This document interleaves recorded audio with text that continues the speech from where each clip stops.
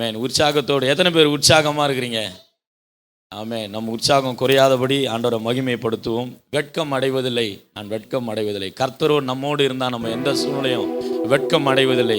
விசுவாசிக்கிறவங்கெல்லாம் கரங்களை தட்டி, நான் வெட்கம் அடைவதில்லை, கர்த்தர் என்னோடு கூட இருந்தால் நான் வெட்கம் அடைய தேவையில்லை என்று சொல்லி அவருடைய நாமத்தை பாடி மகிமைப்படுத்துவோம். விசுவாசத்தோடு கரங்களை தட்டி உற்சாகமாக இருதயத்தின் ஆழத்திலிருந்து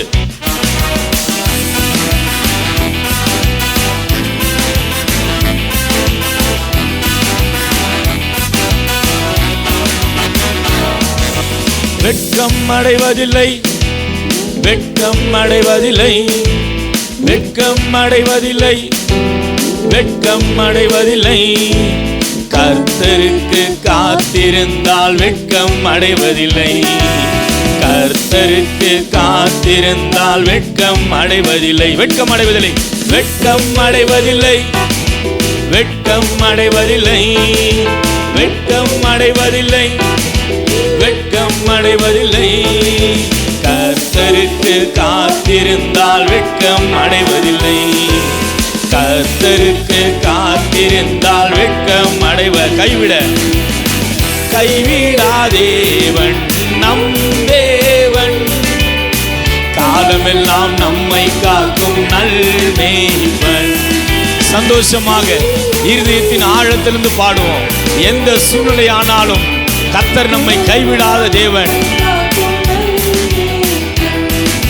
சார்ந்திருப்போமே, அவரில் சாய்ந்திருப்போமே, கர்த்தருக்குள் நிலைத்திருந்து வாழ்ந்திருப்போமே.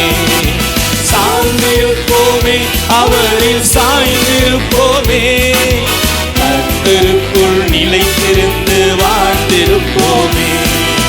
வெட்கம் அடைவதில்லை, வெட்கம் அடைவதில்லை, வெட்கம் அடைவதில்லை, நீ வெட்கம் அடைவதில்லை. கர்த்தருக்கு காத்திருந்தால் வெட்கம் அடைவதில்லை, நீ கர்த்தருக்கு காத்திருந்தால் வெட்கம் அடை. சேனைகளின் கர்த்தர், சேனைகளின் கர்த்தர் இன்றும் நம்மோடு. ஆமென். சேனைகளின் கர்த்தர் நம்மோடு கூட இருக்கிறார். விசுவாசத்தோடு சத்தத்தை உயர்த்தி பாடுவோம். ஆமென். சோதிடாமல் முன்னேறி நீயும் ஓடு, வெற்றி கொள்வோமே, அவரை பற்றி கொள்வோமே. பார் முழுதும் இயேசு நாமம் மெச்சிக் கொள்வோமே. வெற்றி கொள்வோமே, அவரை பற்றி கொள்வோமே. பார் முழுதும் இயேசு நாமம் மெச்சிக் கொள்வோமே. வெட்கம் அடைவதில்லை, நீ வெட்கம் அடைவதில்லை, வெட்கம் அடைவதில்லை, நீ வெட்கம் அடைவதில்லை. கர்த்தருக்கு காத்திருந்தால் வெட்கம் அடைவதில்லை, கர்த்தருக்கு காத்திருந்தால் வெட்கம் அடைவதில்லை. கரங்களை தட்டி இருதயத்தின் ஆழத்திலிருந்து எந்த சூழ்நிலையாயிருந்தாலும் ஹல்லேலூயா, கர்த்தர் நம் பட்சத்தில் இருப்பானானால் ஓ, நம்மை எதிர்த்து நிற்பவன் ஒருவரும் இல்லை. எந்த சூழ்நிலையிலும் வெட்கப்பட்டு போவதில்லை. ஹல்லேலூயா.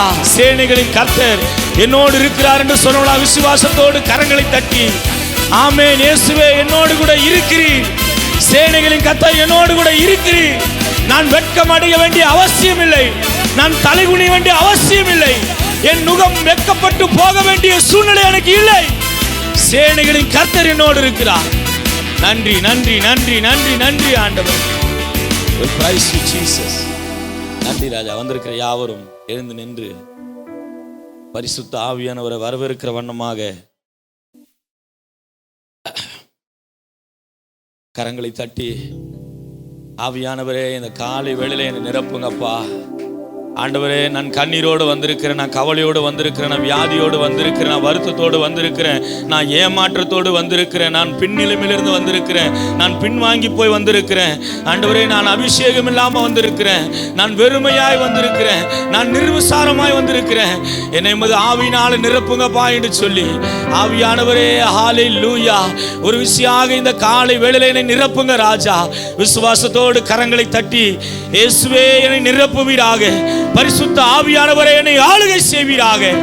ஓ உமது ஆளுகை ஆண்டவரே ஒரு சமுத்திரம் இருந்து மறு சமுத்திரம் வரைக்கும் பாய்ந்து செல்வது போல ஓ என்னுடைய இருதயத்திலே உமது ஆளுகை பாய்ந்து செல்வதாக. ஆண்டவரே உமது பரிசுத்த ஆவியானவரை நிரப்புவீராக ராஜா. நன்றி நன்றி நன்றி நன்றி நன்றி ஆண்டவரே. Thank you Father. நன்றி ராஜா.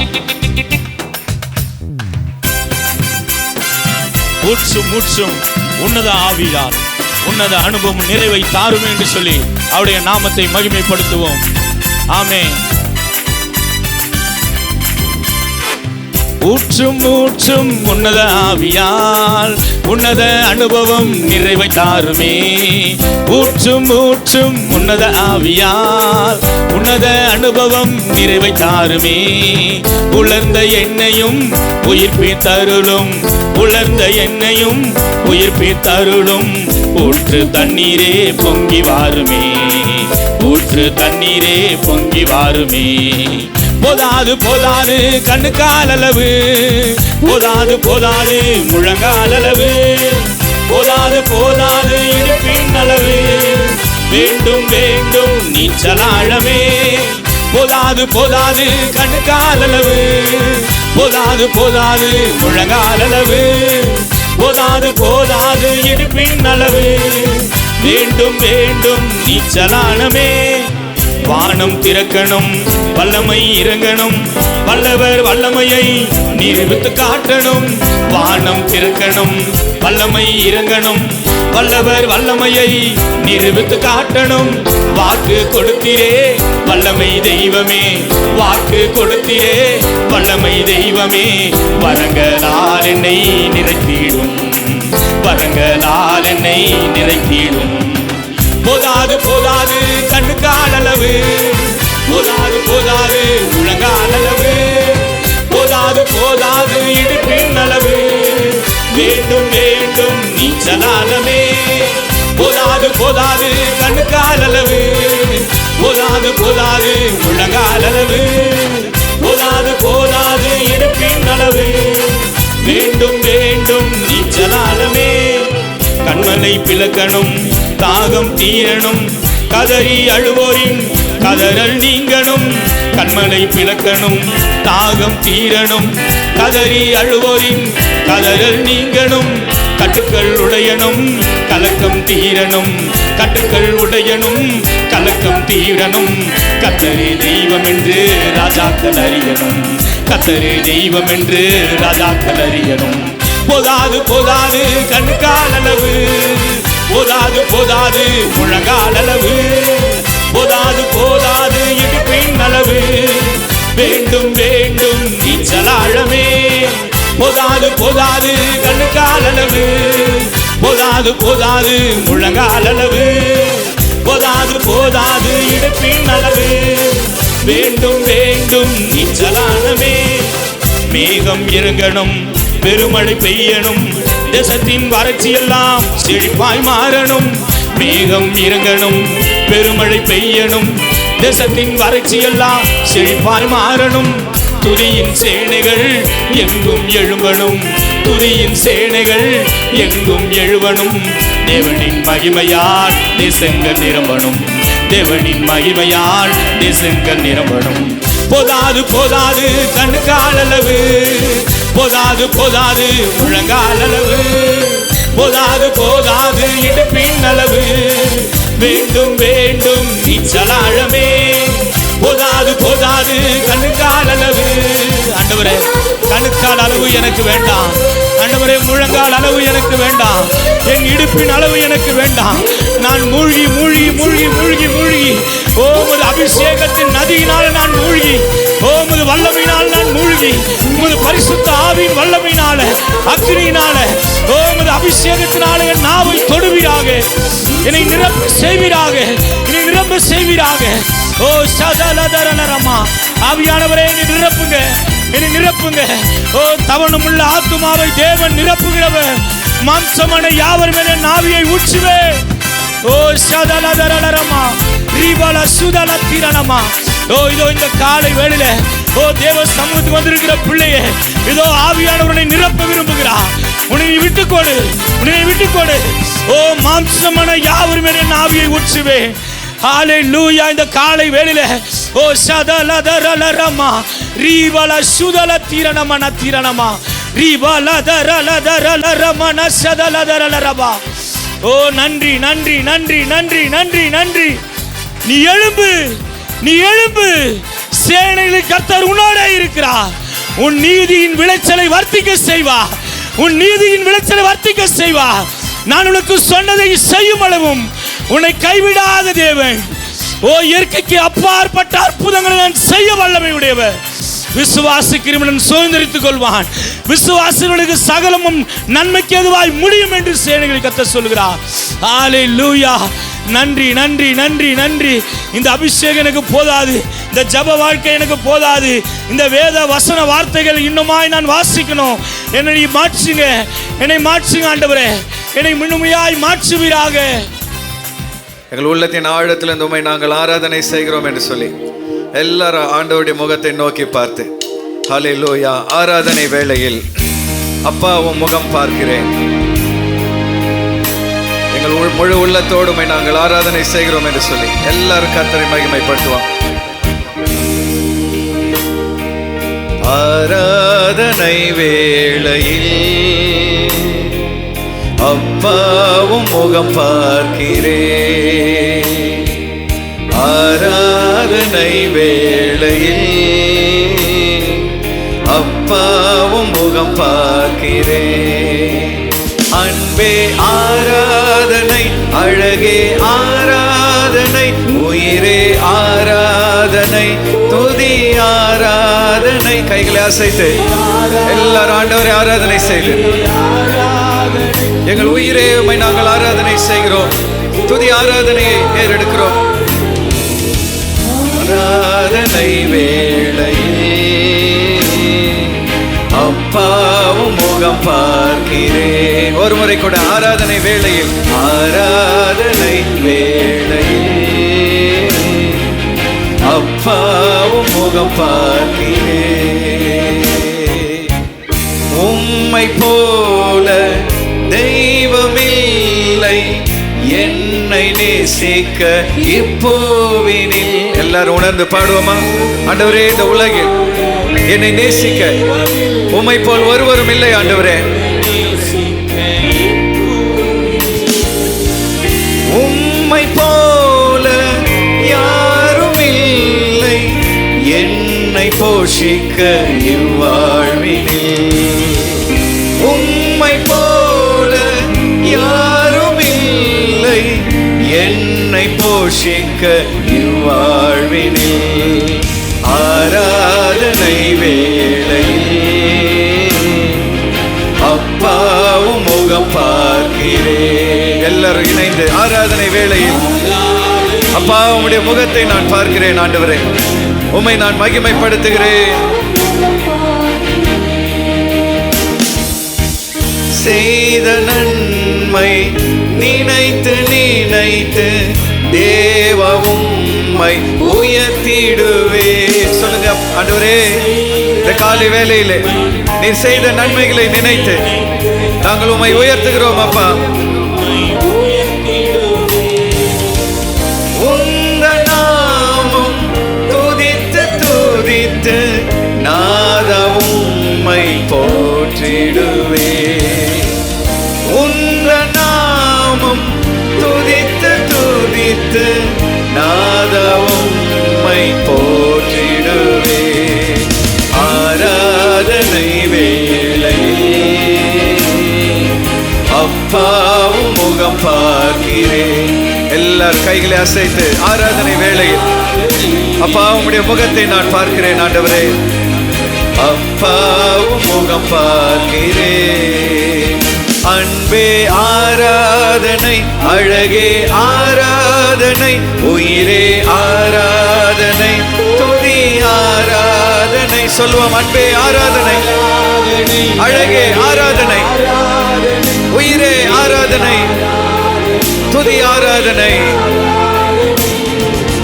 ஆராதனை வேளையில் அப்பாவும் முகம் பார்க்க பார்க்கிறேன். ஆராதனை வேளையில் அப்பாவும் முகம் பார்க்கிறேன். கைகளை தட்டி எல்லாரும் அப்பாவை ஸ்தோத்திரம் பண்ணுவோமா? ஹல்லேலூயா, ஹல்லேலூயா. ஆண்டவரே, இந்த காலை வேளையிலே உடைய முகத்தை நோக்கி நாங்கள் பார்க்கிறோம் அப்பா. உடைய நாமத்தை நாங்கள் மகிமைப்படுத்துகிறோம் ஆண்டவரே. இதனால் ஆராதனைக்கு வந்திருக்கிற உங்கள் யாவரையும் ஆண்டவரும் இரட்சகரும் ஆகிய இயேசுவின் நாமத்தினாலே வாழ்த்தி வரவேற்கிறேன். மழையின் மத்தியிலும் வந்த உங்களை கர்த்தர் நிச்சயமாக ஆசீர்வதிப்பார். உங்கள் பக்கத்தில் இருக்கிறவங்க கரங்களை பிடித்து, மழையின் மத்தியிலும் வந்தீங்க, கர்த்தர் நிச்சயமாக உங்களை ஆசீர்வதிப்பார். காலைல கிளம்பும்போது சரியான மழை, ஆனாலும் பரவாயில்ல, மழையின் மத்தியிலையும் நீங்கள் ஆண்டவரை தேடி வந்திருக்கிறீர்கள். கர்த்தர் நிச்சயமாக உங்களை பார்த்து மகிழ்ச்சி அடைகிறார். ஆண்டவருடைய கிருபையினாலே இந்த மாதத்தின் 3வது வாரத்தில் நம்ம வந்திருக்கிறோம். கடந்த வாரத்தில் நான் பெங்களூர் ஊழியத்துக்காக செல்ல கர்த்தர் உதவி செய்தார். கடந்த வார ஆராதனையிலே அங்கே பெங்களூர்லேயும் ஆண்டவருடைய ஆசீர்வாதத்தை காண முடிந்தது. இங்கேயும் ஆண்டவர் உங்களை ஆசீர்வதித்திருப்பார். விசேஷமாக இந்த மாதம் நமக்கு ஆண்டவருக்காக கனி கொடுக்கிற மாதம், அல்லது தேவனுக்காக ஒரு விளைச்சலை பெற்றுக்கொள்கிற வருடம், விளைச்சலை பெற்றுக்கொள்கிற ஒரு மாதம். ஆகவே ஆண்டவர் நிச்சயமாக இந்த வருடம் நல்ல விளைச்சலை, ஆசீர்வாதங்களை உங்கள் குடும்பங்களை கொடுப்பார் என்பதிலே சந்தேகமில்லை. இப்போ உலகம் எங்கும் ஹாட் டாபிக் என்ன அப்படின்னு பார்த்தீங்கன்னா, கலிஃபோர்னியாவில் எரிந்து கொண்டிருக்கிற அக்கினி. உலக வல்லரசு நாடுகளில் ஒன்றாகிய அமெரிக்காவினால் அந்த அக்கினியை அணைக்க முடியவில்லை. ஸோ இப்போ பல விவாதங்கள், வல்லரசுனாலே அணைக்க முடியலையே அப்படின்னு சொல்லி பல விவாதங்கள், அது காரணம் என்னன்னு சொல்லி பல விஷயங்கள் போய் கொண்டிருக்கிறது. கடந்த நாட்களில் நானும் அதை குறித்து ஜெபித்து சிந்தித்த பொழுது சில வார்த்தைகளை ஆண்டவர் கொடுத்தார். இன்றைக்கு அது நமக்கும் சில பாடங்களை கற்றுக் கொடுக்கிறதாக இருக்கிறது. ஆகவே ஆண்டவர் நிச்சயமாக நம்மோடு கூட இடைபடுவார் என்று விசுவாசிக்கிறேன். உங்கள் அருகில் இருக்கிறவங்க கரங்களை பிடித்து இந்த வருட வாக்கு தத்தத்தை அவர்களோடு கூட பகிர்ந்து கொள்ளுங்க. உங்கள் முகத்தை பார்த்து சொல்லுங்க, உங்கள் நீதியின் விளைச்சலை கர்த்தர் வர்த்திக்க பண்ணுவார். எத்தனை பேர் இந்த வாக்கு தத்தத்தை விசுவாசிக்கிறீங்க? ஆண்டவர் நிச்சயமாக நம்முடைய நீதியின் விளைச்சலை வர்த்திக்க பண்ணுவார். ஹல்லேலூயா.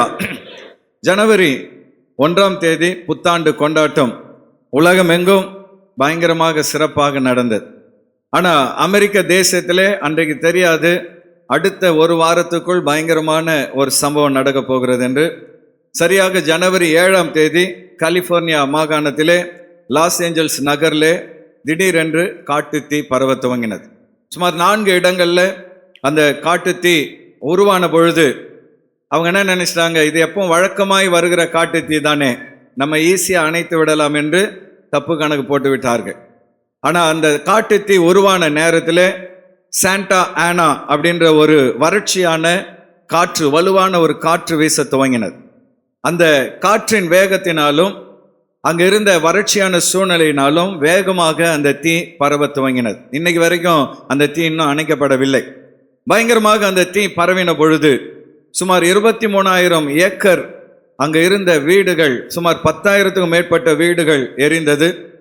6க்கும் மேற்பட்ட தேவாலயங்கள் எரிந்தது. சில மசூதிகளும் சில கோயில்களும் எரிந்து போனது. சுமார் 24 பேருக்கு மேலே மரித்து விட்டார்கள். இன்னும் எத்தனை பேர் மரித்தார்கள் என்று சரியான கணக்கு தெரியல. இப்படி பயங்கரமான அந்த காட்டு தீயினால் அமெரிக்காவில் $250 பில்லியன் நஷ்டமடைந்திருக்கிறது என்று ஒரு கணக்கு சொல்கிறது. நம்முடைய இந்திய ரூபாய் மதிப்பில் 216 லட்சம் கோடிகள். நமக்கு 1 லட்சத்தை வாழ்க்கையில் பார்க்குறதே கஷ்டம். 216 லட்சம் கோடிகள் அந்த தீயினாலே வெந்து வீணாய் போய்விட்டது. இதுவரைக்கும் அந்த தீயை வல்லரசினால் அணைக்க முடியவில்லை. உலகம் எங்கும் சமூக ஊடகங்களில் 2 விஷயங்கள் மக்கள் பேசுகிறாங்க. இது அமெரிக்காவின் பாவத்துக்கு கர்த்தர் கொடுத்த தண்டனை என்று சொல்கிறார்கள். அப்போ மற்ற நாடுகள்லாம் பாவம் செய்யலையா? இந்தியாவில் பாவமே நடக்கலையா? அமெரிக்காவில் மட்டும்தான் பாவம் நடக்கிறதா அப்படின்ட்டு இன்னொருத்தவங்க கேள்வி எழுப்புகிறார்கள். இன்னொரு புறம் இது தேவனுடைய கோபாக்கினை, ஆண்டவர் அமெரிக்காவுக்கு தண்டனை கொடுத்து கொண்டிருக்கிறார் என்று இன்னொரு புறம் சொல்கிறார்கள். அப்போ ஏன் மற்ற நாடுகளை ஆண்டவர் தண்டிக்கவில்லை? பயங்கரமான குற்றங்கள் எல்லா நாடுகளும் நடக்கிறது. இப்படி பல விவாதங்கள் நடந்து கொண்டிருக்கிற வேளையிலே ஆண்டவர் வேதத்திலே எனக்கு ஒரு வசனத்தை ஞாபகப்படுத்தினார். இப்படி உலகமெங்கும் அழிவுகள் வரும் பொழுது இது ஏன் நடந்தது, எப்படி நடந்தது என்று ஒரு பக்கம் ஆராய்ச்சி போனாலும் கர்த்தர் இதன் மூலமாக சில எச்சரிப்புகளை நமக்கு கொடுக்கிறார். ஆகவே இந்த காலை வேளையிலே கலிபோர்னியா காட்டு தீயும் இயேசு கிறிஸ்துவின் எச்சரிப்பும் என்கிற தலைப்பிலே கர்த்தருடைய வார்த்தை உங்களோடு கூட பகிர்ந்து கொள்ள விரும்புகிறேன். California wild fire and Jesus warning. California காட்டு தீயும் இயேசு கிறிஸ்துவின் எச்சரிப்பும் என்கிற தலைப்பிலே கர்த்தருடைய வார்த்தையை நாம் பார்க்க போகிறோம். வேதத்திலே இப்படிப்பட்ட அழிவுகள் வரும் பொழுது என்ன செய்ய வேண்டும் என்று லூக்கா 13வது அதிகாரத்தில் ஆண்டவர் இயேசு கிறிஸ்து சில ஆலோசனைகளை கொடுத்திருக்கிறார். புதிய ஏற்பாட்டிலே லூக்கா எழுதின சுவிசேஷம் 13வது அதிகாரம் 1 முதல் 5 வசனங்கள் வரை மாறி மாறி வாசிக்க போகிறோம். The book of Luke chapter 13 verses 1 to 5. பிலாத்து சில கலிலேயருடைய இரத்தத்தை அவருடைய பலிகளோட கலந்திருந்தான். அந்த வேளையிலே அங்கே இருந்தவர்களில் சிலர் அந்த செய்தியை அவருக்கு அறிவித்தார்கள். இயேசு அவர்களுக்கு பிரதித்திரமாக, அந்த கலிலேயருக்கு அப்படிப்பட்டவைகள் சம்பவித்ததினாலே மற்ற எல்லா கலிலேயரை பார்க்கலும் அவர்கள் பாவிகளா இருந்தார்கள் என்று நினைக்கிறீர்களோ? அப்படி அல்லவென்று உங்களுக்கு சொல்கிறேன், நீங்கள் மனம் திரும்பாமல் போனால் எல்லாரும் அப்படியே கெட்டு போவீர்கள். சீலோவாமிலே கோபுரம் விழுந்து 18 பேரை கொண்டது. எருசலேமில் குடியிருக்கிற மனுஷர் எல்லாரிலும் அவர்கள் குற்றவாளிகளா இருந்தார்கள் என்று நினைக்கிறீர்களோ? அப்படி அல்லவென்று உங்களுக்கு சொல்கிறேன், நீங்கள் மனம் திரும்பாமல் போனால் எல்லாரும் அப்படியே கெட்டு போவீர்கள் என்றார். ஹல்லேலூயா. 5வது வசனத்தை எல்லோரும் சேர்ந்து வாசிக்கலாம். அப்படி அல்லவென்று உங்களுக்கு சொல்கிறேன், நீங்கள் மனம் திரும்பாமல் போனால் எல்லாரும் அப்படியே கெட்டு போவீர்கள் என்றார். கரங்களை வைத்து ஒரு ஹல்லேலூயா சொல்லலாமா? இந்த காலை வேளையில் அன்பான தேவ பிள்ளைகளே, இந்த வருஷத்தின் துவக்கத்திலே இப்படிப்பட்ட அழிவுகள் கெட்ட செய்திகள் வரும்பொழுது விசுவாசிகளாகிய நாம் இதை குறித்து கலக்கம் அடைய தேவையில்லை. ஏனென்றால் ஒருபுறம் இந்த சூழ்நிலைகள் நமக்கு எச்சரிப்பை கொடுக்கிறது, இன்னொரு புறம் நாம் என்ன செய்ய வேண்டும் என்கிற ஆலோசனையும் கொடுக்கிறது. ஆகவே இந்த காலை வேளையிலே 3 கேள்விகளை உங்களுக்கு முன்பாக வைக்க விரும்புகிறேன். பின்வருகிற இந்த 3 கேள்விகளுக்கு வேதத்திலிருந்து விடை காணும்போது இயற்கை பேரழிவுகள் தரும் எச்சரிப்புகளை நாம் ஒவ்வொருவரும் புரிந்து கொள்ள முடியும். முதலாவது உங்களுக்கு முன்பாய் நான் வைக்க விரும்புகிற கேள்வி, இயற்கை பேரழிவுகள் ஏன்? Why natural disasters? எதற்காக இப்படிப்பட்ட இயற்கை பேரழிவுகள் நடக்கிறது, ஏன் நடக்கிறது அப்படின்னு பார்க்கும் பொழுது ஆண்டவர் இயேசு இந்த சம்பவத்தை சொல்லும் பொழுது அதிலிருந்து 2 விஷயங்களை நாம் புரிந்து கொள்ள முடியும்.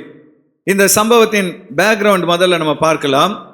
ஆண்டவர் இயேசு அங்கே என்ன செய்கிறார், பிரசங்கம் பண்ணி கொண்டிருக்கிற வேளையிலே ஒரு சிலர் வந்து, ஆண்டவரே உங்களுக்கு விஷயம் தெரியுமா என்று கேட்கிறார்கள். என்ன விஷயம் என்று கேட்கும் பொழுது, இன்றைக்கு தேவாலயத்திலே தேவனை ஆராதிக்கும்படி கலிலேயிலே அமர்ந்து சில மக்கள் வந்தார்கள். அவர்கள் பலி செலுத்தி கொண்டிருக்கிற நேரத்திலே திடீரென்று பிலாத்துவினுடைய போர் வீரர்கள் வந்து தேவாலயத்துக்குள் புகுந்து அங்கு பலி செலுத்தி கொண்டிருந்த கலிலேயர்களை வெட்டி கொன்றார்கள். அவர்களுடைய இரத்தமும் அங்கே பலி செலுத்தப்பட்ட மிருகங்களின் இரத்தமும் ஒன்றாய் கலந்து விட்டது என்று சொல்லி ஆண்டவர் இயேசுவுக்கு அந்த தகவல்களை அவர்கள் தெரிவிக்கிறார்கள்.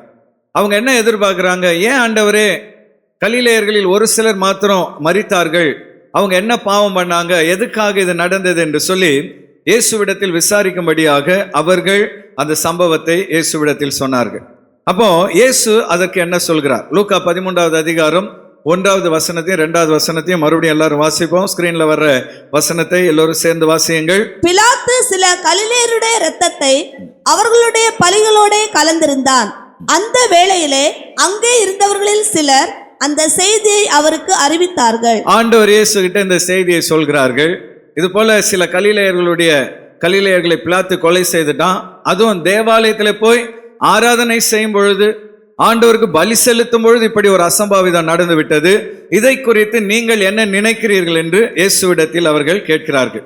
அப்பொழுது ஆண்டவர் இயேசு அந்த செய்தியை கொண்டு வந்தவர்களிடத்தில் அவர் ஒரு கேள்வியை கேட்கிறார். 2வது வசனத்தை எல்லாரும் வாசிங்க பார்க்கலாம். இயேசு அவர்களுக்கு பிரதியுத்தரமாக, அந்த செய்தியை சொன்னவர்களுக்கு பிரதியுத்தரமாக இயேசு என்ன சொல்கிறார்? அந்த கலிலேயருக்கு அப்படிப்பட்டவைகள் சம்பவித்ததினாலே தேவனுடைய ஆலயத்தில் ஆராதிக்க வந்த கலிலேயரை பிலாத்து வெட்டி கொன்று அவருடைய ரத்தத்தை பலியின் ரத்தத்தோடு கலந்த இந்த சம்பவத்தினாலே மற்ற எல்லா கலிலேயரை பார்க்கிலும் அவர்கள் பாவிகளா இருந்தார்கள் என்று நினைக்கிறீர்களா? ஆலயத்துக்கு போன அவங்க பாவிகள் என்று நீங்கள் நினைக்கிறீர்களா? இவங்க மனசுல என்ன கேள்வி ஓடுதுன்னா, ஆண்டவரே அவங்க ஏதோ பாவம் பண்ணியிருக்கிறாங்க, அதனாலதான் தேவாலயத்துக்கு போகும்போது இப்படி நடந்து விட்டது, ஆகவே அவங்க என்ன பாவம் பண்ணாங்க உங்களுக்கு தான் தெரியுமே சொல்லுங்கன்னு சொல்லி ஆண்டவர் இயேசுவிடத்தில் அவர்கள் அந்த கேள்வியை வைக்கிறார்கள். இன்னைக்கு உலகம் முழுவதும் அமெரிக்காவில் அவங்க என்ன பாவம் பண்ணாங்களோ அதனால்தான் இப்படிப்பட்ட காரியங்கள் நடந்து விட்டது என்று விவாதங்கள் போய் கொண்டிருக்கிறது. ஆனால் ஆண்டவர் நம்மை பார்த்து கேட்கிற கேள்வி, கலிலேயருக்கு அப்படி நடந்ததுனால, அவங்க பாவம் செய்ததுனால அப்படி நடந்ததுன்னா மற்ற எல்லாரும் பரிசுத்தவான்களா? மற்ற எல்லா கலிலேயரை பார்க்கலாம் அவர்கள் பாவிகளா இருந்தார்கள், மற்றவங்களா நல்லவர்களா இருந்தார்கள் என்று அர்த்தமா என்று இயேசு அவர்களை பார்த்து கேட்கிறதை பார்க்கிறோம். அப்போ இந்த சம்பவத்தில் ஒன்றை நாம் புரிந்து கொள்கிறோம், பேரழிவுகள் அல்லது இயற்கை அழிவுகள் 2 காரணங்களால் வருகிறது. ஒன்று மனிதனால் ஏற்படுகிற பேரழிவுகள். இதற்கு நாம் ஆண்டவரை தொடர்பு படுத்தக்கூடாது. இப்போ அமெரிக்காவில் இந்த காட்டுத்தீ பரவுகிறது என்றால் அதுக்கு ஒரு காரணம் என்னன்னு சொல்றாங்க. அதாவது ஜனவரி 1ஆம் தேதி அந்த கொண்டாட்டத்தில் சில வெடிகளை வெடித்திருக்கிறார்கள். அந்த வெடியினுடைய நெருப்பு சில புதர்களில் போய் பட்டு புதர்கள் எரிந்திருக்கிறது, அதை அணைச்சிட்டாங்க. ஆனால் புதருக்கு உள்ளே நெருப்பு கனன்று கொண்டிருந்ததை அவர்கள் கவனிக்கவில்லை. இது இன்னும் முடிவு செய்யலை. இது தோராயமாக இப்படி இருக்கலாம்னு சொல்லி கெஸ்ஸிங் தான் நான் சொல்கிறேன். அப்போ அந்த புதருக்குள் இருந்த அந்த கனலை கவனிக்காமல் விட்டு விட்டார்கள். ஒரு வாரமாக உள்ளேயே நெருப்பு கனன்று கொண்டிருந்திருக்கிறது. திடீரென்று அந்த பெருங்காற்று வீசின பொழுது அந்த கனல் மறுபடியும் நெருப்பு பிடித்து விட்டது. சரி, இது நெருப்பு தானே, அணைச்சிடலான்னு சொல்லி அவங்க கேர்லெஸ்ஸாக இருந்திருக்கிறாங்க. ஆனால் அவங்க நினைத்த வேகத்தை விட நெருப்பு வேகமாய் பரவி பேரழிவை அது கொண்டு வந்து விட்டது. இதற்கையும் ஆண்டவரை நம்ம தொடர்புபடுத்த முடியாது. இது மனிதனால் உண்டான காரியம், மனிதனுடைய அலட்சியங்கள். அதே போலவே அங்கே தீயணைப்பு துணையும் ஆயத்தமா இல்லை. நம்ம சில நேரம் நம்முடைய தீயணைப்பு துறையை கிண்டல் பண்ணுவோம். குடிசை எரிஞ்சு முடிச்ச அப்புறம் தான்பா ஃபயர் என்ஜின் நிற்கும் அப்படின்னு நம்ம கிண்டல் பண்ணுவோம். நம்ம நாட்டில் தான் அப்படி இருக்குன்னு பார்த்தா எல்லா நாட்டிலையும் அப்படி தான் இருக்கு. அப்போ இது மனித தவறுகளினால் ஏற்பட்ட அழிவு. அதனால அவங்க ஏதோ அமெரிக்கர்கள் மாத்திரம் பாவம் பண்ணிட்டாங்க, உலகத்தில் இருக்கிற மற்றவங்களாம் நல்லவங்க அப்படின்னு நாம ஒரு நாள் கணக்கு போட முடியாது. மனிதனால் ஏற்படுகிற பேரழிவுகள். இரண்டாவது இன்னொரு அழிவு என்னன்னு பார்த்தீங்கன்னா, இயற்கையாக ஏற்படுகிற அழிவுகள். பிலாத்து இப்படி சிலரை கொண்டுட்டான்னு சொன்ன உடனே ஆண்டவர் இயேசு அவங்க கிட்ட இன்னொரு கேள்வி கேட்கிறாரு. சமீபத்திலே சீலோவாம் குளத்து அருகிலே ஒரு கோபுரம் இடிந்து விழுந்ததே, அதுல 18 பேர் செத்தார்களே, அந்த செத்த எல்லாரும் பாவிகளா என்று திரும்ப அவர்களை ஆண்டவர் கேட்கிறார். அப்போ இயற்கையாக ஏற்படும் அழிவுகளும் உலகத்தில் உண்டு. லூக்கா 13வது அதிகாரம் 4வது வசனத்தை எல்லோரும் சேர்ந்து வாசிங்க பார்க்கலாம். சீலோவாமிலே கோபுரம் விழுந்து 18 பேரை கொன்றதே, 18 பேரை அந்த கோபுரம் கொன்று போட்டதே, எருசலேமில் குடியிருக்கிற மனுஷர் எல்லாரிலும், எருசலேமில் வாழ்ந்த மக்கள் எல்லாரிலும் அவர்கள் குற்றவாளிகளா இருந்தார்கள் என்று நினைக்கிறீர்களோ? அந்த 18 பேர் ரொம்ப குற்றவாளிகளா, அதனால்தான் அவங்க செத்து போனார்களா என்று இயேசு அங்கே தன்னிடத்தில் செய்தி சொல்ல வந்தவர்களை கேட்கிறார். இந்த சம்பவத்தின் பேக்ரவுண்ட் என்னன்னு பார்த்தீங்கன்னா, சீலோவாமிலே ஒரு குளம் இருந்தது. எத்தனை பேருக்கு தெரியும்? பைபிளில் அந்த ஸ்டோரி இருக்குது. எல்லாரும் இங்கே தான் இருக்கிறீங்களா? சீலோவாமிலே என்ன இருந்தது? குளம் இருந்தது. அந்த குளத்தில் என்ன நடக்கும்? அங்கே என்ன நடந்தால் எங்களுக்கு என்ன பாசீங்களா? அங்கே அந்த குளத்தில் தேவதூதன் இறங்கி திடீர்னு அந்த தண்ணியை கலக்குவான். கலக்கும் பொழுது யார் ஃபர்ஸ்ட் இறங்குறாங்களோ அவங்க சுகமடைஞ்சிருவாங்க. அப்போ அந்த குளத்தை சுற்றிலும் நோயாளிகள் சுகத்துக்காக இருக்கிற நேரம் அந்த குளத்தின் ஒட்டி இருந்த ஒரு கோபுரம் இடிந்து விழுந்து அங்கிருந்த நோயாளிகள் 18 பேர் செத்து போயிட்டாங்க. வந்தது சுகம் பெற்று வாழ்வதற்காக, ஆனால் அவர்களுக்கு நடந்ததோ மரணம்.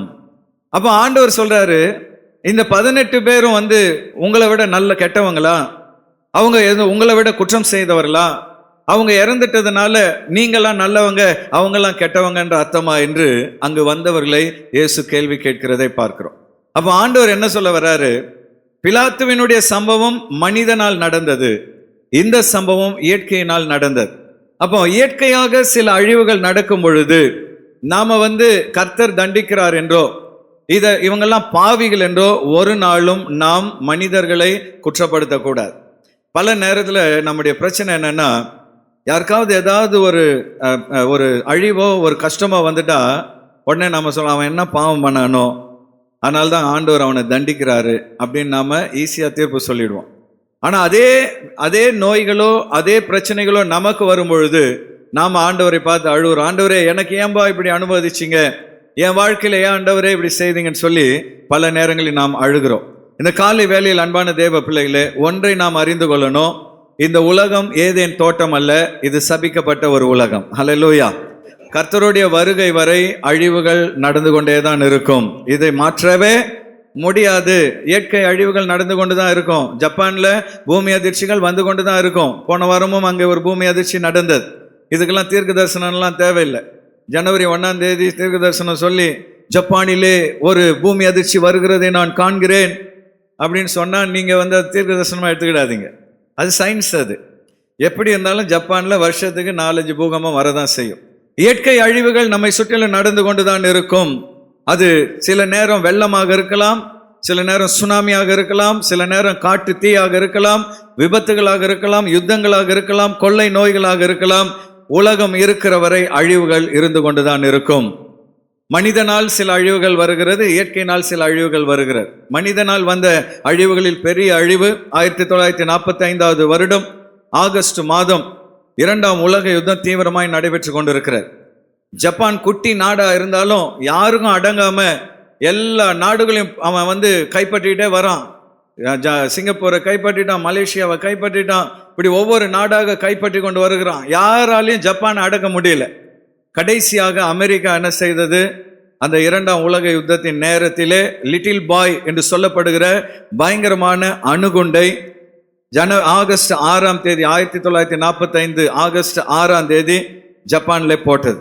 ஹிரோஷிமா பட்டணத்திலே அந்த அணுகுண்டு விழுந்த பொழுது 80,000 மக்கள் ஒரே நாளில் மடிந்து போனார்கள். ஒரே அணுகுண்டுல 80,000 பேர் காலி. சரி, இதோட முடிச்சிருவோம் அமெரிக்கான்னு பார்த்தா அடுத்த 2 நாள்ல ஆகஸ்ட் 9ஆம் தேதி ஃபேட்மேன், குண்டு மனிதன் அப்படின்ற இன்னொரு அணுகுண்டை அது 9ஆம் தேதி நாகாசாகி பட்டணத்துல போடுறான். 40,000 மக்கள் ஒரே நாளில் மரித்தார்கள். அது இல்லாம எத்தனையோ பேர் ஊனமாய் போனார்கள்.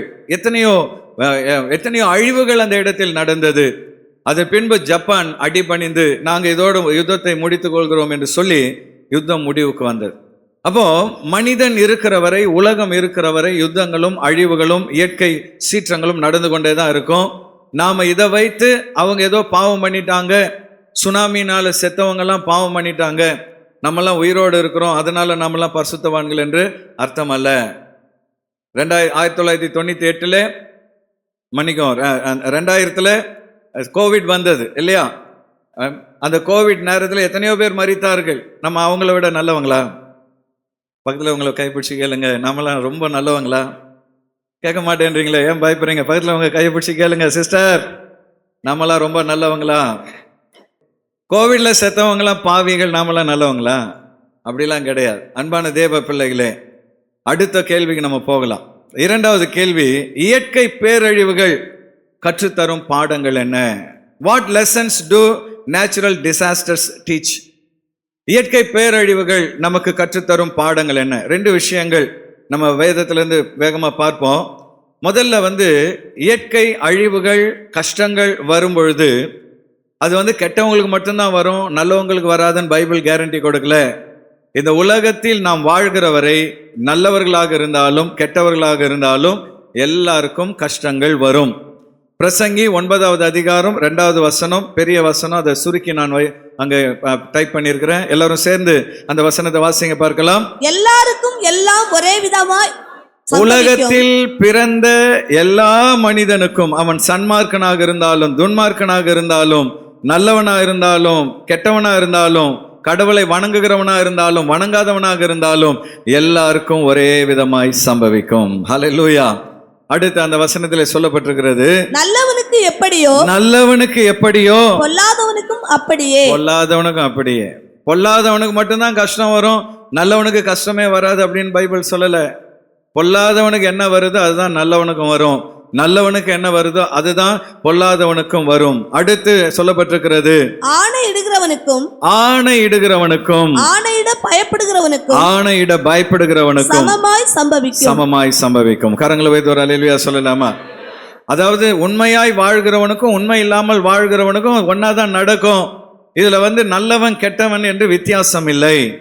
அப்போ ஒரு மனிதனுடைய வாழ்க்கையிலே கஷ்டங்கள் வரும் பொழுது அவன் என்ன பாவம் பண்ணான்னு சொல்லி ஒரு நாளும் நீங்க ஜட்ஜ் பண்ணாதீங்க. அவன் ஏதோ பாவம் பண்ணான், அதனால தான் அவனுக்கு ஹார்ட் அட்டாக் வந்துடுச்சு. அவன் ஏதோ பாவம் பண்ணியிருக்கிறான், அதனால தான் அவன் குடும்பத்தில் இப்படி ஒரு அழிவு வந்து விட்டது என்று ஒரு நாளும் யாரையும் நியாயம் தீர்க்காதிருங்கள். அப்படி நியாயம் தீர்ப்போம் என்றால் யோபு என்ன பாவம் செய்தார்? யோபு என்ன பாவம் செய்தார்? ஏன் அவருடைய வாழ்க்கையில அவர் பட்ட பாடுகள் நம்ம யாரும் ஒரு பர்சன் கூட நம்ம படலை. வேதம் சொல்கிறது யோபுவின் வாழ்க்கையிலே அவர் எல்லாவற்றையும் இழந்தார். அவருடைய உடைமைகளை இழந்தார், அவருடைய சொத்துக்களை இழந்தார், அவருடைய குடும்பத்தை இழந்தார், எல்லாவற்றையும் இழந்தார்.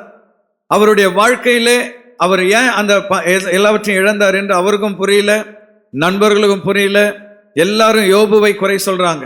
நீ என்ன பாவம் பண்ணியோ தெரியல, உன் பிள்ளைங்க என்ன பாவம் பண்ணாங்களோ தெரியல, அதனால தான் உன் வாழ்க்கையில இந்த கஷ்டம் என்று சொல்லி எல்லாரும் யோபுவை குற்றப்படுத்தினார்கள்.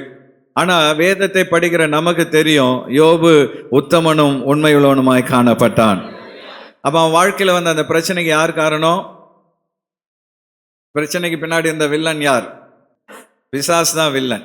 நல்லா கவனிங்க, பல நேரத்தில் நம்முடைய வாழ்க்கையில வருகிற பிரச்சனைகளுக்கெல்லாம் பிசாசு காரணம் என்பதை மறந்து ஆண்டவரை பல நேரங்களில் நம்ம கொஸ்டின் பண்றோம். ஆண்டவரே, ஏன் என் வாழ்க்கையில இப்படிலாம் அனுமதிச்சிங்க, ஏன் என் வாழ்க்கையில இந்த கஷ்டம் என்று சொல்லி ஆண்டவரை குற்றப்படுத்துகிறோம்.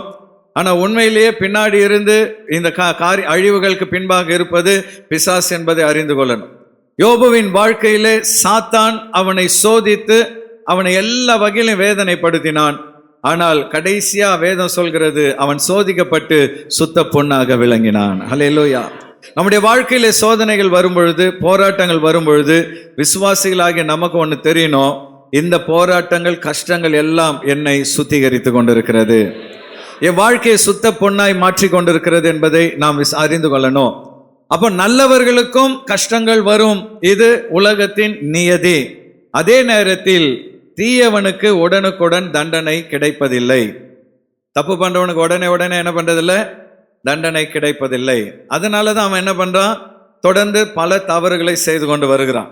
பிரசங்கி 8வது அதிகாரம் 11வது வசனத்தை எல்லாரும் சேர்ந்து வாசிங்க பார்க்கலாம். துர்க்கிரியைக்கு தக்க தண்டனை.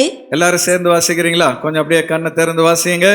துர்க்கிரியைக்கு தக்க தண்டனை சீக்கிரமாய் நடவாதபடியால் மனுபுத்திரரின் இருதயம் பொல்லாப்பை செய்ய அவர்களுக்குள்ளே துணிகரம் கொண்டிருக்கிறது. கைகளை வைத்து ஒரு அல்லேலூயா சொல்லலாமா? மனிதன் பாவங்கள் செய்யும் பொழுது ஆண்டவர் உடனே தண்டிக்காததுனால அவனுக்குள்ள ஒரு துணிகரம் வருதான். நான் என்ன பாவம் பண்ணாலும் கடவுள் என்னை ஒன்றும் செய்ய மாட்டார், என்னை அவர் மன்னித்து விடுவார் என்று சொல்லி தொடர்ந்து அவன் துர்க்கிரியைகளை செய்து வருகிறான். இன்னைக்கு கிறிஸ்டியானிட்டியில ஹைப்பர் கிரேஸ் அப்படின்ற ஒரு உபதேசம் பரவி கொண்டு வருகிறது. விசுவாசிகளாம் எச்சரிக்கையா இருக்கணும். அந்த உபதேசத்தின் உள் அர்த்தம் என்னன்னு பார்த்தீங்கன்னா, ஆண்டவர் கடந்த கால பாவம், நிகழ்கால பாவம், எதிர்கால பாவம் எல்லாத்துக்காக சிலுவையில் மரித்து விட்டார். ஆகவே நீ செய்கிற எல்லா பாவங்களுக்கும் அவர் மரித்து விட்டதினால் நீ என்ன பாவம் பண்ணாலும் அது உன்னை ஒன்றும் செய்யாது என்று சொல்லி துணிகரமாக இப்படிப்பட்ட போதனைகள் இன்றைக்கு கிறிஸ்தவத்தில் பரவி கொண்டு வருகிறது. ஆனா ஒன்றை நாம் அறிந்து கொள்ளணும், மனிதன் செய்கிற துர்க்கிரியைக்கு தக்க தண்டனை உடனே கிடைக்காததினால் அவன் நல்லவன் என்று அர்த்தம் அல்ல. வேதத்தை நீங்க ஆராய்ந்து பார்த்தீங்கன்னா, ராஜாக்கள் பார்த்தீங்கன்னா நல்ல ராஜாக்களும் இருக்கிறாங்க, கெட்ட ராஜாக்களும் இருக்கிறார்கள். அதுல ரொம்ப நாள் வாழ்ந்த ராஜா நல்லவனா கெட்டவனா? பைபிளை நீங்க ஆராய்ஞ்சு பார்த்தீங்கன்னா தெரியும். இப்போ நீங்க யோசிச்சுட்டு இருந்தீங்கன்னா லேட் ஆயிடும். தாவீது நல்லவரா கெட்டவரா? நல்லவர். அவர் எத்தனை வருஷம் ஆட்சி செய்தார் தெரியுமா? தாவீது எத்தனை வருஷம் ஆட்சி செய்தார் தெரியுமா?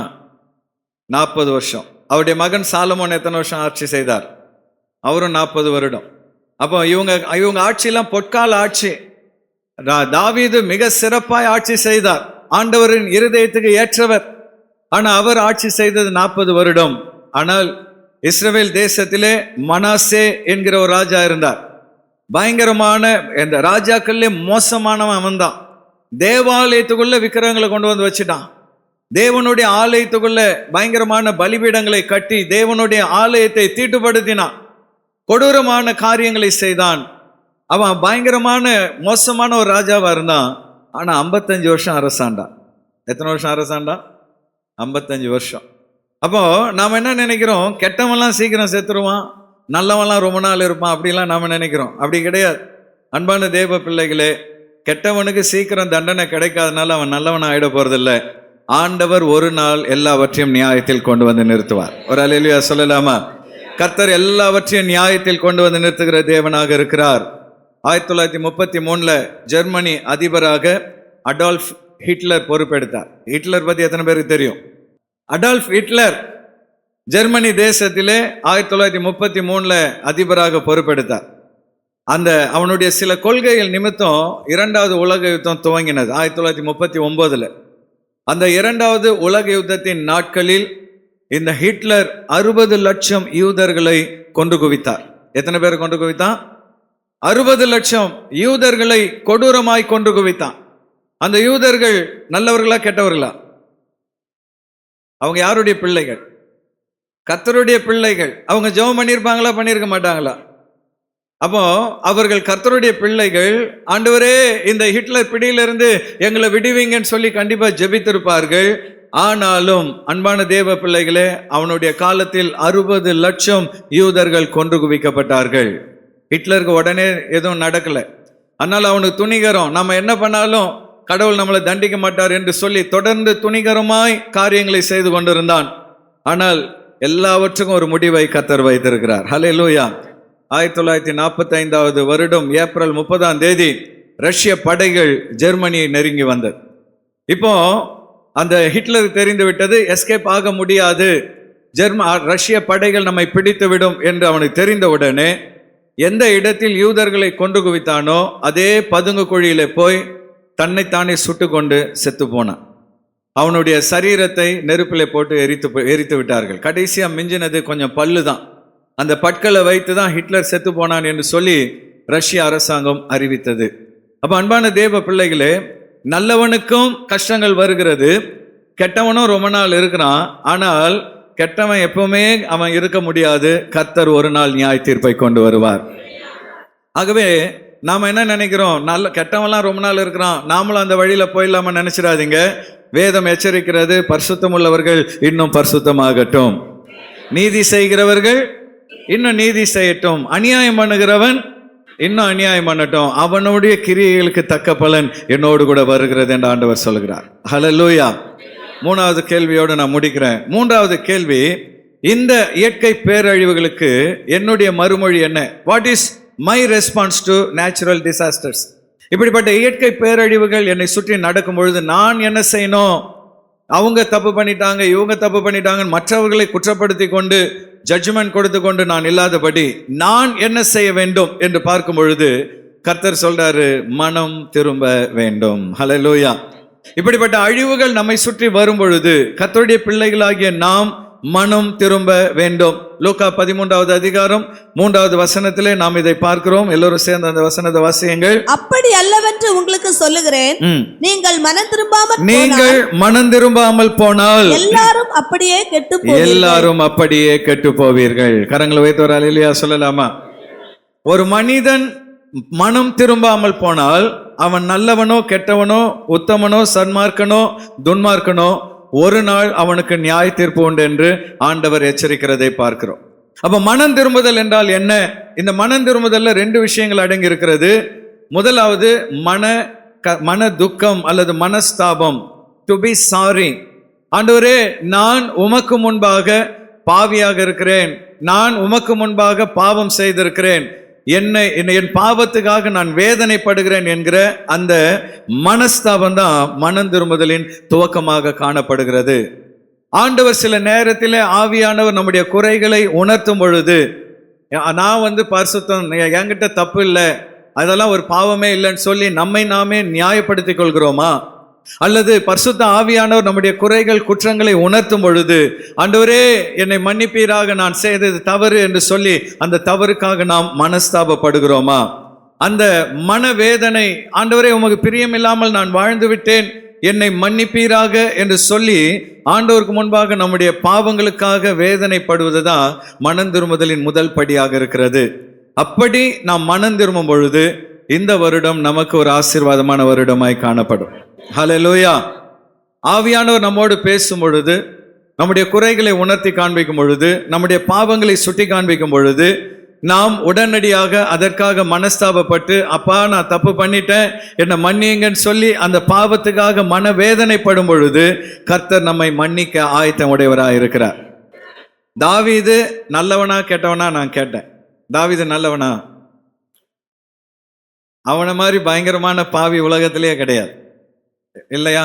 பைபிளில் சொல்லப்பட்டிருக்கிறது, அடுத்தவனுடைய மனைவியை அபகரித்தான், அவளை கல்யாணம் பண்ணணுன்றதுக்காக அவளுடைய புருஷனை கொடூரமாய் கொலை செய்தான், பல பாவங்களை அடுக்கடுக்கா செய்தான்.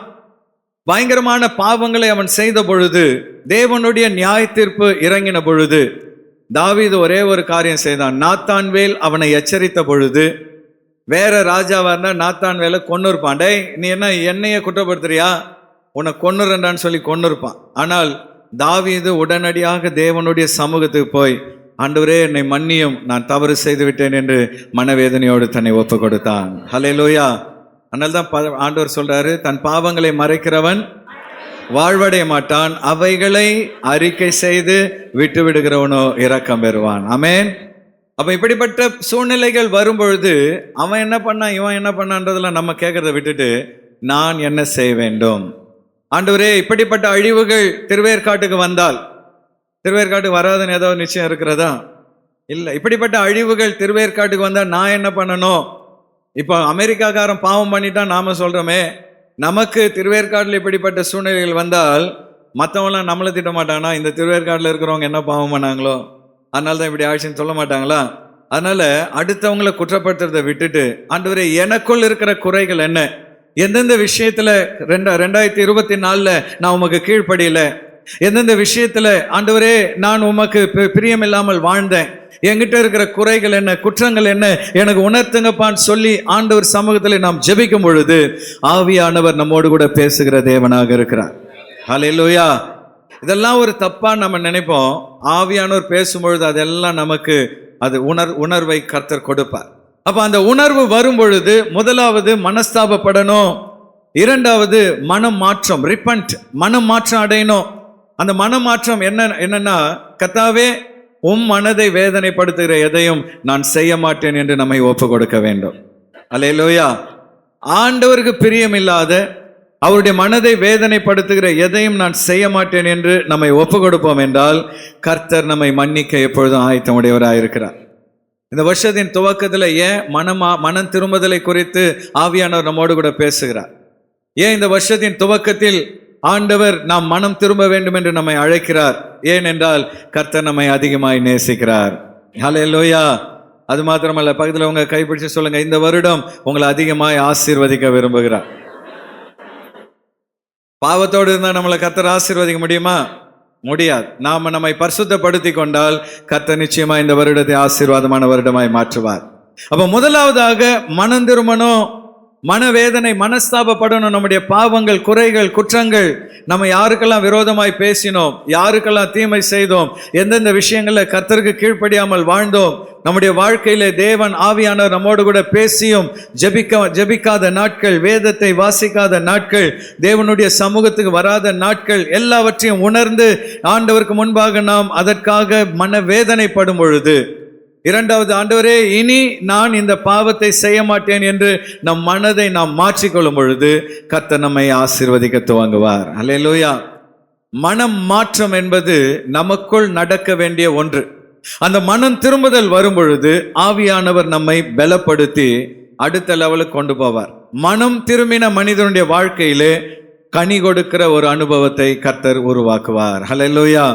நாம் யாவரும் மனம் திரும்புதலுக்கு ஏற்ற கனிகளை கொடுக்க வேண்டும். லூக்கா 3வது அதிகாரம் 8வது வசனத்தை வாசியுங்கள். நாம் இதோடு முடிச்சிடலாம். மனம் திரும்புதலுக்கு ஏற்ற கனிகளை கொடுங்கள். மனம் திரும்புதலுக்கு ஏற்ற கனிகளை கொடுங்கள். ஆபிரகாம் எங்களுக்கு தகப்பன் என்று உங்களுக்குள்ளே சொல்ல தொடங்காதிருங்கள்.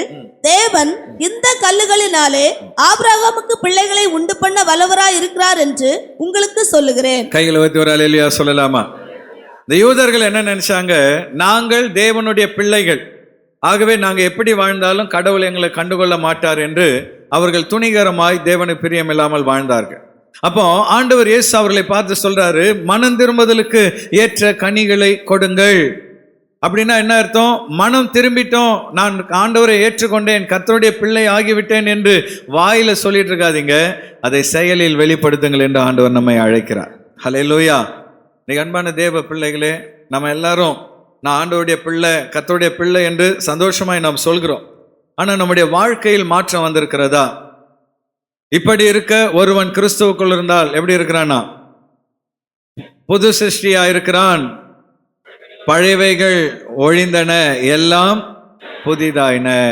முன்னாடிலாம் கோபம் வந்தா 10 கெட்ட வார்த்தை சொல்வேன், இப்போ ஒரு 2 கெட்ட வார்த்தை தான் சொல்றேன். இதுதான் மனம் திரும்புதல் கேட்ட கனியா? அன்பான தேவ பிள்ளைகளே, புது சிருஷ்டியாய் கர்த்தர் நம்மை மாற்ற விரும்புகிறார். அந்த புது சிருஷ்டியாக மாறுகிற அனுபவம் எங்க வரணும்னா முதல்ல சிந்தனையில வரணும். அல்லேலூயா. சிந்தனை மறுரூபம் அடைய வேண்டும். எப்பொழுதும் தேவனுக்கு அடுத்த காரியங்கள், எப்பொழுதும் நல்ல விஷயங்கள், எப்பொழுதும் பரிசுத்தத்துக்கு அடுத்த காரியங்கள், எப்பொழுதும் ஆண்டவருக்கு பிரியமான காரியங்களை சிந்தித்து கொண்டே இருந்தால் நம்முடைய வாழ்க்கையில பெரிய மாற்றத்தை கர்த்தர் தருவார். ஹல்லேலூயா. வீட்டில் எப்பவும் காலையில் எழுந்தவுடனே நல்ல ஆவிக்குரிய பாடல்களை போடுங்க. காலைல எழுந்தவுடனே சினிமா பாட்டு, கல்யாணம் தான் கட்டிக்கிட்டு ஓடி போகலாமா, இதுதான் நிறைய வீடுகளில் ஓடுது. குழந்தைங்க இந்த பாட்டை கேட்டு கேட்டு வளர்ந்தா கல்யாண வயசுல அதுக்கு என்னதான் தோணும்? அம்மா அப்பா டெய்லி இந்த பாட்டு தானே போடுறாங்க அப்படின்னு அதுக்கு அப்படிதான் தோணும். காலைல எழுந்த உடனே நல்ல ஆவிக்குரிய பாடல்களை, டிவியில தான் இப்போ எல்லாமே யூடியூப் வந்து விட்டது, ஆவிக்குரிய பாடல்களை போடுங்க. உங்க செல்போன்ல காலைல எழுந்த உடனே நல்ல ஆவிக்குரிய பாடல்களை போடுங்க. அதே போல காலைல எழுந்த உடனே வேதத்தை வாசிங்க, ஜெபம் பண்ணுங்க, ஆண்டவரை ஸ்தோத்திரம் பண்ணுங்க. காலையில எழுந்த உடனே நன்றியோடு அப்பாவை துதிக்க ஆரம்பிச்சிட்டிங்கன்னா அந்த நாள் உங்களுக்கு மகிழ்ச்சியான ஒரு நாளாய் மாறிவிடும். முறுமுறுப்போடு அந்த நாளை ஸ்டார்ட் பண்ணாதீங்க. என்ன வாழ்க்கை, என்ன குடும்பம், என்ன அப்படின்னு சொல்லி முறுமுறுப்போடு ஆரம்பிக்காதீங்க. காலைல எழுந்த உடனே நல்ல ஆண்டவரை துதிங்க. காலையில எழுந்த உடனே நல்ல சிந்தனைகளோடு ஆண்டவரை துதிங்க. ஒரு ஆராய்ச்சி சொல்கிறது, காலைல எழுந்தவுடன் முதல் 10 நிமிஷம் நம்முடைய மனசுல என்ன வருதோ அதுதான் அந்த நாள் முழுதும் நம்முடைய வாழ்க்கையில தோன்றும். ஹல்லேலூயா. காலைல எழுந்த உடனே கவலையோட எழுந்தீங்கன்னா அந்த நாள் முழுசும் எப்படி தான் இருக்கும்? கவலையா இருக்கும். காலைல எழுந்த உடனே முறுமுறுத்துக்கிட்டே இருந்தீங்கன்னா அந்த நாள் முழுதும் என்ன பண்ணிட்டு இருப்பீங்க? முறுமுறுத்துக்கிட்டே இருப்பீங்க. ஆனா காலையில எழுந்தவுடன் நன்றியோடு அப்பாவை துதிக்க ஆரம்பிச்சிட்டிங்கன்னா அந்த நாள் ஒரு ஆசீர்வாதத்தின் நாளாய் மாறிவிடும். ஹல்லேலூயா. இந்த காலை வேளையில் அன்பான தேவ பிள்ளைகளை, நல்ல சிந்தனைகளோடு நாளை துவங்குங்க. அடுத்து இன்னைக்கு ஒரு தீர்மானம் எடுங்க, என் வாயில இருந்து எது நெகட்டிவ் வார்த்தைகள் வராது. அல்லேலூயா. என் வாயிலிருந்து அவிசுவாசமான வார்த்தைகள் வராது. என் வாயிலிருந்து மற்றவர்களை குறை சொல்கிற வார்த்தைகள் வராது. எப்பொழுதும் என் வாயில நல்ல விஷயங்கள் வெளிப்படும். கேட்கிறவர்களுக்கு பக்தி விருத்தி உண்டாக்குகிற வார்த்தைகள் என் வாயிலிருந்து வெளிப்படும். ஒரு தீர்மானம் எடுத்து பாருங்க, உங்க வாழ்க்கையில் ஒரு பெரிய மாற்றத்தை கர்த்தர் கொடுத்து விடுவார். நேரம் முடிந்து விட்டது. ஏன்னா நிறைய ஆராய்ச்சிகள் என்ன சொல்லுதுன்னா, நம்முடைய வார்த்தைகள் நம்முடைய உடம்புல பெரிய மாற்றத்தை கொண்டு வருகிறதா. ஒரு ஆராய்ச்சியில், ஜப்பான்ல நடந்த ஒரு ஆராய்ச்சியில தண்ணீர் 2 தண்ணீர் டம்ளர்ல வச்சு ஒரு வாரம் ஒரு தண்ணீர் இருக்கிற அறையில போய் அசிங்கமான, கேவலமான, சாபமான வார்த்தைகளை சொல்லிட்டே இருந்தாங்க. இன்னொரு தண்ணி இருந்த டம்ளர்ல போய் ஆசீர்வாதமான நல்ல வார்த்தைகளை சொல்லிட்டே இருந்தாங்க. ஒரு வாரம் கழித்து மைக்ரோஸ்கோப்ல அந்த தண்ணீரை ஆராய்ந்து பார்த்த பொழுது நல்ல வார்த்தைகள் பேசப்பட்ட அந்த தண்ணீர்ல இருந்த மூலக்கூறுகள் அழகான உருவத்தை கொண்டிருந்ததாம். மைக்ரோஸ்கோப்ல கெட்ட வார்த்தைகள், சாபமான வார்த்தைகள் சொல்லப்பட்ட அந்த தண்ணீர்ல இருந்த அந்த மூலக்கூறுகளை பார்க்கும் பொழுது அதெல்லாம் உடைந்து உருவழிந்து ஒரு பார்ப்பதற்கே அகோரமாய் காணப்பட்டதாம். அப்போ நம்முடைய வாழ்க்கையிலே நாம் நல்ல விஷயங்களை பேசினா உடம்புல அது ஆரோக்கியத்தை கொண்டு வருகிறது. அல்லேலூயா. நம்ம எப்பவுமே திட்டிக்கிட்டு கெட்ட வார்த்தை பேசிக்கிட்டு சண்டை போட்டுக்கிட்டு ஒருவரை ஒருவர் குற்றப்படுத்திட்டு இருந்தா நம்முடைய உடம்புலையும் அது நெகட்டிவான காரியங்களை ஏற்படுத்தி விடுகிறது. ஆகவே இன்னைக்கு ஒரு தீர்மானம் எடுங்க, நான் மனம் திரும்பிட்டேன், என் நல்ல சிந்தனைகளுக்கு இடம் கொடுப்பேன், நல்ல வார்த்தைகள் என் வாயிலிருந்து வெளிப்படும். அது மாத்திரமல்ல, மனம் திரும்புதலின் கனி என்பது என்ன?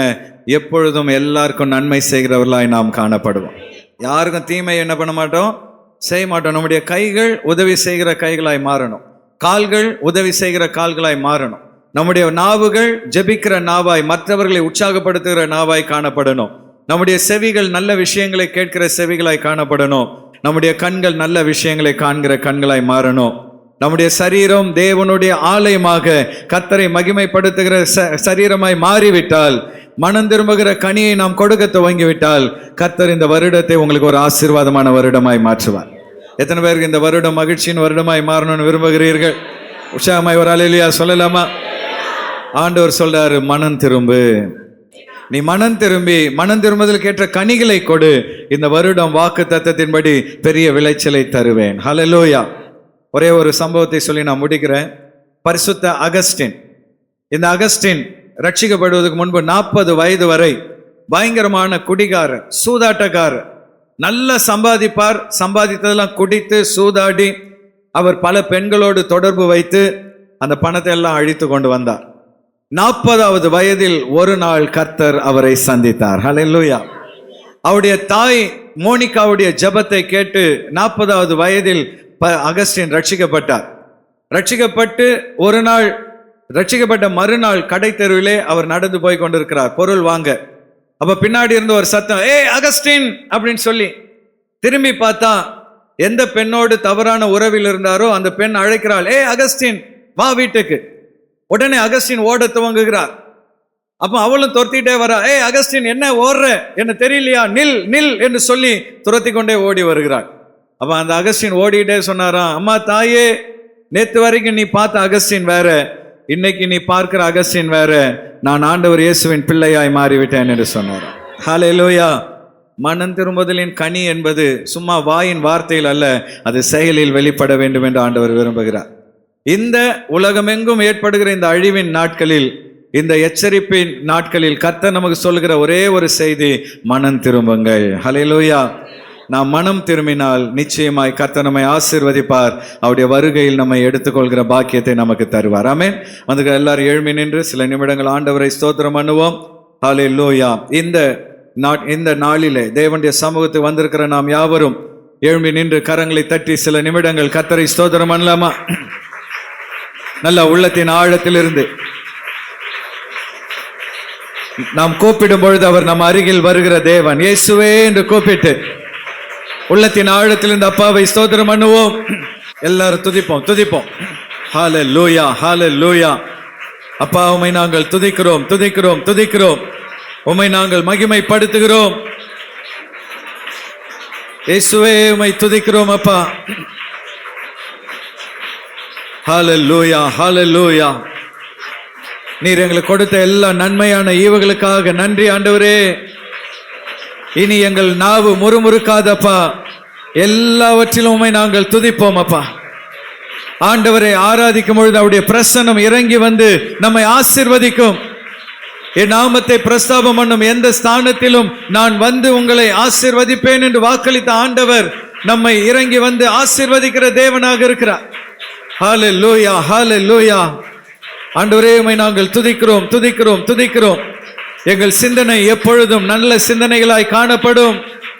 உண்மையுள்ளவைகள் எவைகளோ, ஒழுக்கமுள்ளவைகள் எவைகளோ, புண்ணியம் எவதோ, புகழ் எதுவோ அவைகளையே சிந்தித்துக் கொண்டிருக்க ஆவியானவர் எங்களுக்கு கிருபை தருவீராக.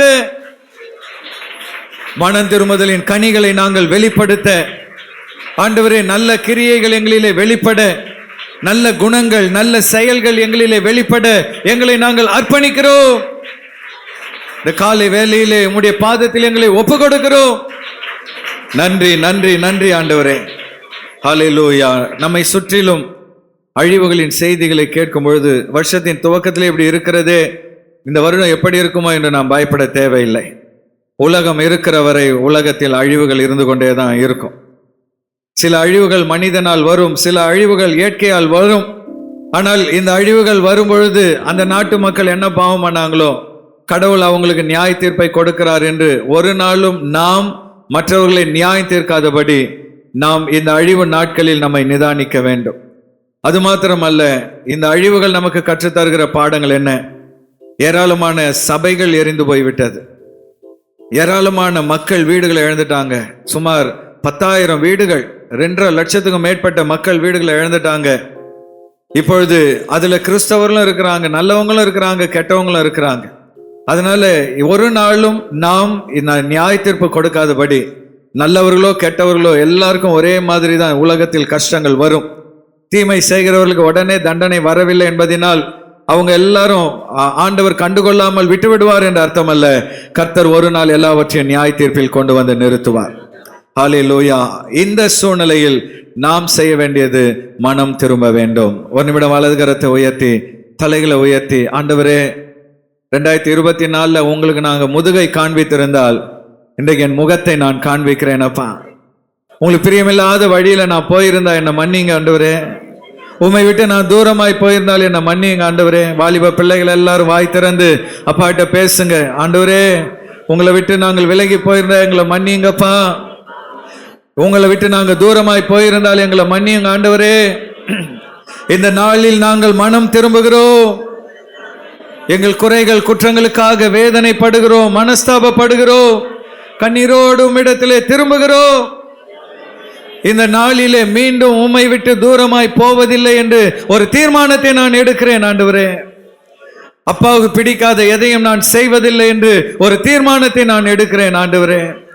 மனம் திரும்புதலின் கனிகளை நான் வெளிப்படுத்துவேன் அப்பா. ஹல்லேலூயா. அப்படியே வலது கரத்தை தலையின் மேல் வைத்து எல்லாரும் சொல்லுங்க, எனக்கு நல்ல சிந்தனைகளை தாங்க ஆண்டவரே. தீய சிந்தனைகள் என்னை விட்டு அகலட்டும் அப்பா. ஹல்லேலூயா. நல்ல சிந்தனைகள் எனக்குள்ளே உருவாகட்டும். என் வாயிலிருந்து நல்ல வார்த்தைகள் வெளிப்படட்டும்.